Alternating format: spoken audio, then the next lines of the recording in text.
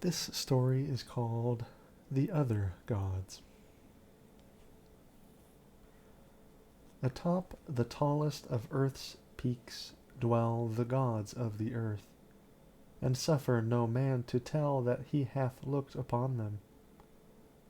Lesser peaks they once inhabited, but ever the men from the plains would scale the slopes of rock and snow, driving the gods to higher and higher mountains, till now only the last remains.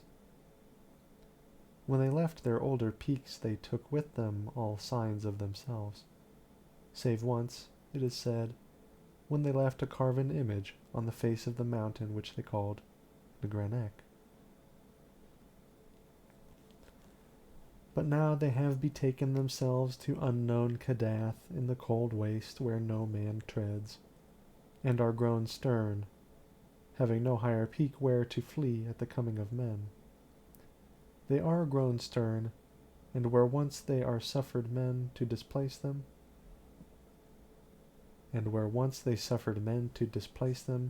they now forbid men to come, or coming, to depart. It is well for men that they know not of Cadath in the cold waste, else they would seek injudiciously to scale it.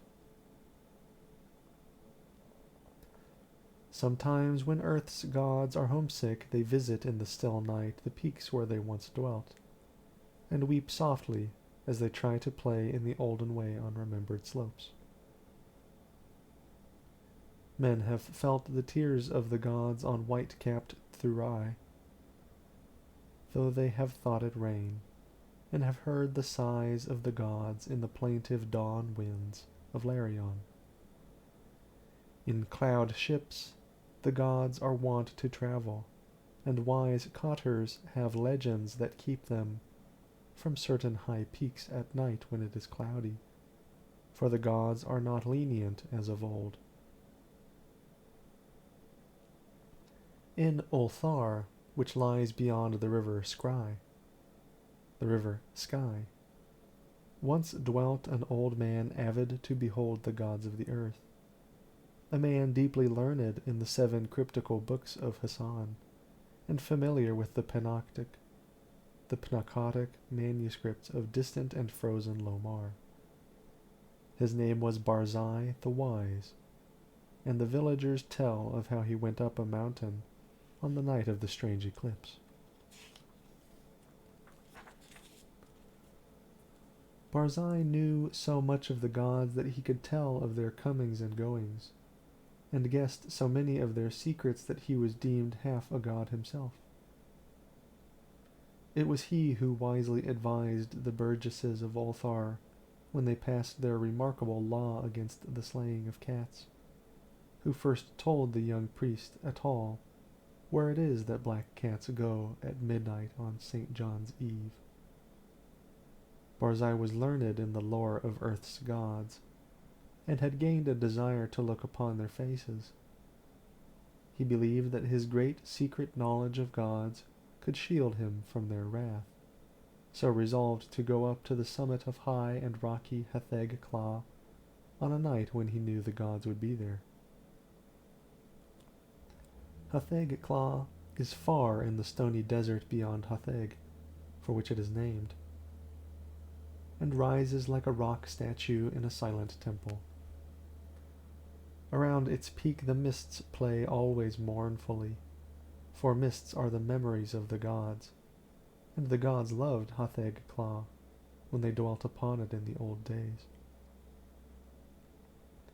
Often the gods of the earth visit Hatheg Kla in their ships of cloud, casting pale vapors over the slopes as they dance reminiscently on the summit under a clear moon. The villagers of Hatheg say it is ill to climb Hatheg Kla at any time, and deadly to climb it by night when pale vapors hide the summit and the moon. But Barzai heeded them not when he came from neighboring Ulthar with the young priest Atal, who was his disciple.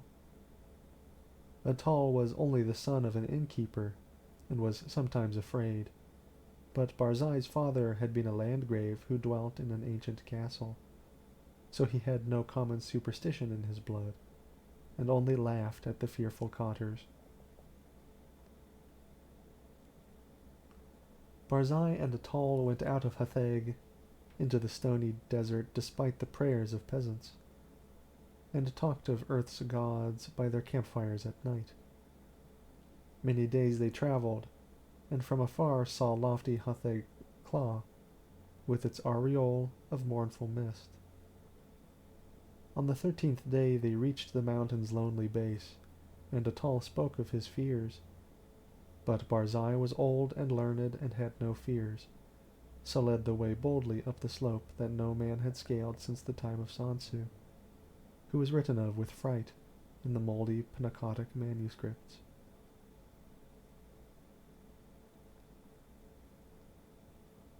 The way was rocky, and made perilous by chasms, cliffs, and falling stones. Later it grew cold and snowy, and Barzai and Atal often slipped and fell as they hewed and plodded upward with staves and axes. Finally the air grew thin, and the sky changed color, and the climbers found it hard to breathe, but still they toiled up and up, marveling at the strangeness of the scene, and thrilling at the thought of what would happen on the summit when the moon was out and the pale vapors spread around. For 3 days they climbed higher, higher, and higher toward the roof of the world. Then they camped to wait for the clouding of the moon. For 4 nights no clouds came, and the moon shone down cold through the thin, mournful mists around the silent pinnacle.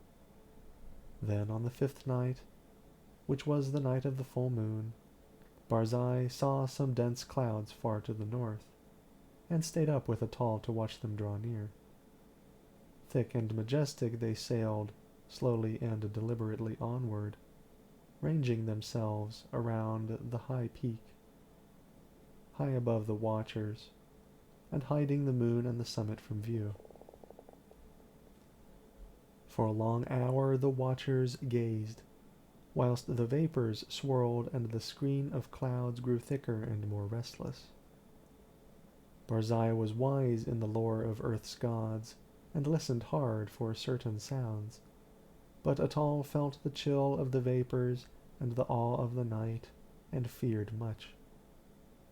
And when Barzai began to climb higher and beckon eagerly, it was long before Atal would follow.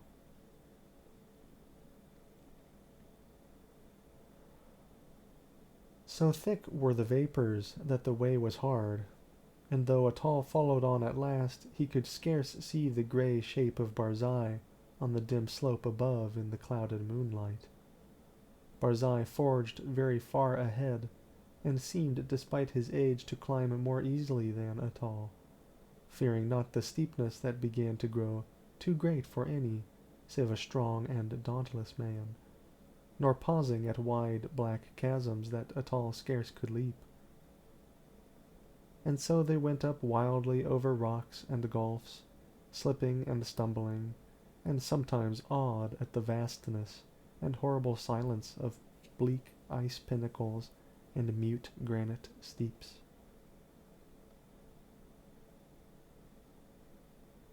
Very suddenly Barzai went out of Atal's sight, scaling a hideous cliff that seemed to bulge outward and block the path for any climber not inspired of Earth's gods.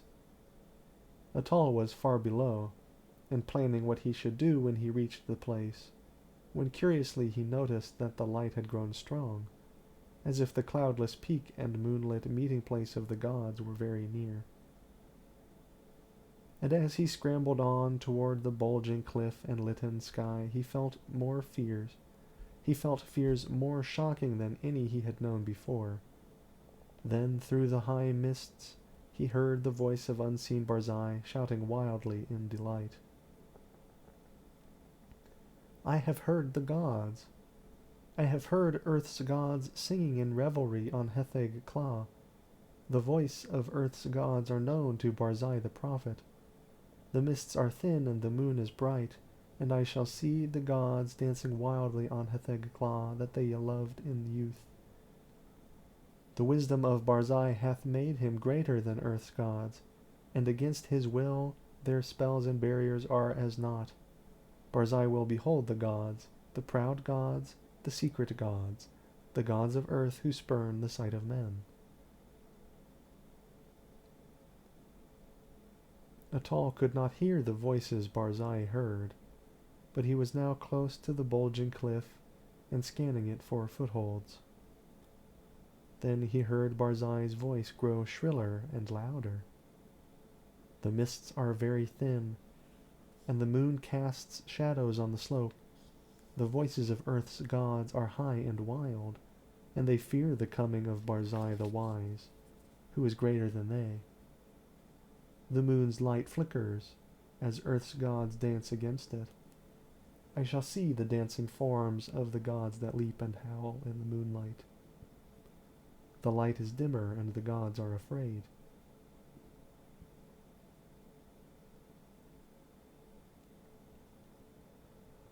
Whilst Barzai was shouting these things, Atal felt a spectral change in the air, as if the laws of earth were bowing to greater laws.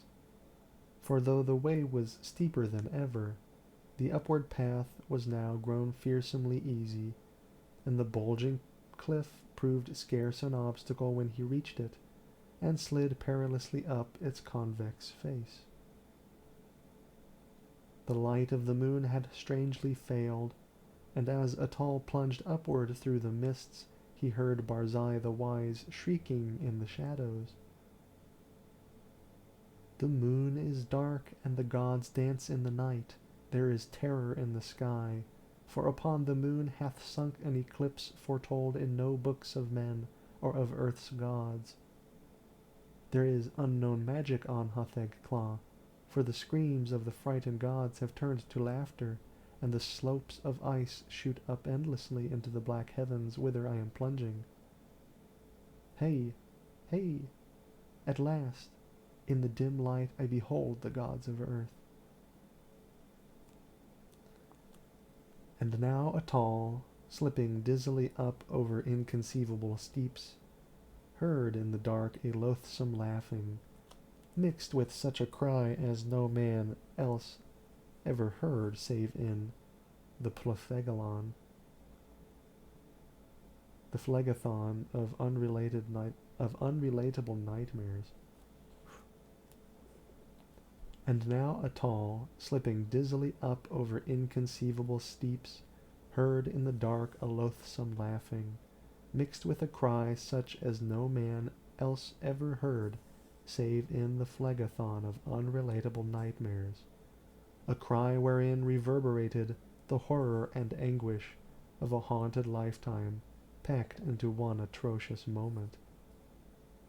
The other gods, the other gods, the gods of the outer hells that guard the feeble gods of earth. Look away, go back, do not see, the vengeance of the infinite abysses, that cursed, that damnable pit.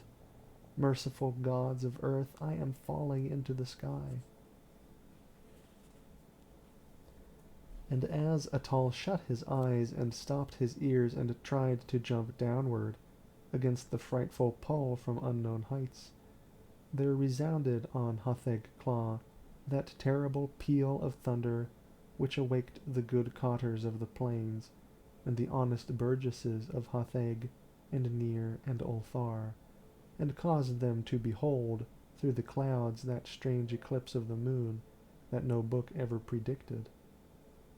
And when the moon came out at last, Atal was safe on the lower snows of the mountain, without sight of earth's gods, or of the other gods. Now it is told in the moldy Pnakotic manuscripts that Sansu found naught but wordless ice and rock when he climbed Hatheg-Kla in the youth of the world.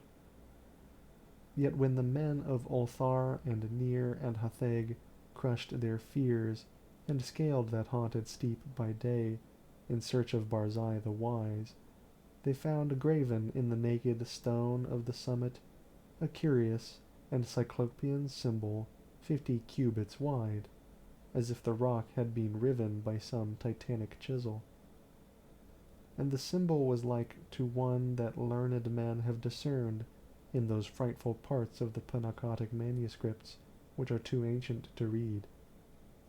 This they found. Barzai the Wise they never found, nor could the holy priest at all ever be persuaded to pray for his soul's repose. Moreover, to this day the people of Ulthar and Nir and Hatheg fear eclipses, and pray by night when pale vapors hide the mountain top and the moon. And above the mists on Hatheg Claw, Earth's gods sometimes dance reminiscently, for they know they are safe, and love to come from unknown Kadath in ships of clouds, and play in the olden way, as they did when Earth was new, and men not given to the climbing of inaccessible places.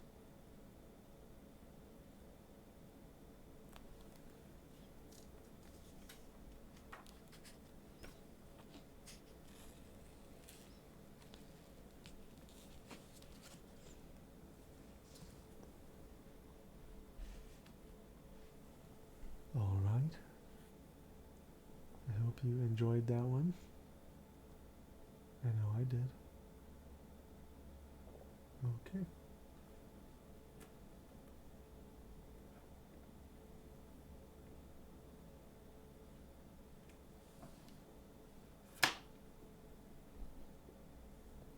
Until next time.